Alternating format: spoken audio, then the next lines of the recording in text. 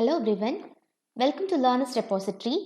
In today's session, we'll be learning about linked list, a concept under data structures. If you wish to know about the data structures and its introduction, please do visit my previous video. To overcome the drawback of arrays, we are moving to the concept called linked list.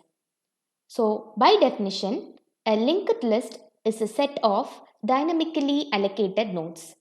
Each node is also referred to as elements. Every node has two parts. One is the data part and the other is the next part. The data part stores values and the next part stores the address of the next node. So, wherever there is free space in memory, your nodes will be scattered and will be linked through pointer variables. To make concepts clear, let us assume 4 nodes in memory. Let us also fill in the data parts. I'm here considering integer values as my data parts. So 34, 22, 11 and 8 will be my data values. My first node's next part will be referring to the address of the second node, which is nothing but 220x. My second node in turn will be pointing to my third node's address, which is nothing but 330x. My third node will be pointing to the fourth node's address, which is nothing but 440x. As you can see, we have reached the end of a linked list and we do not know what value to fill here in the next part of the last node.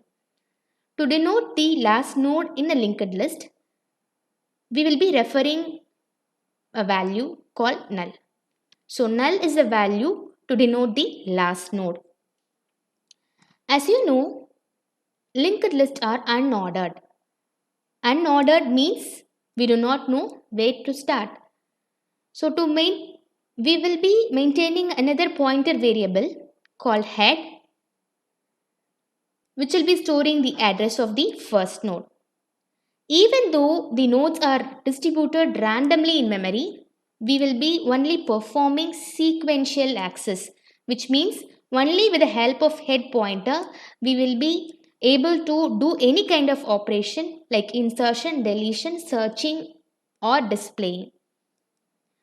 What if the value of head is null? It means the linked list is empty and we do not have any nodes in memory. So this is how we represent linked list in memory.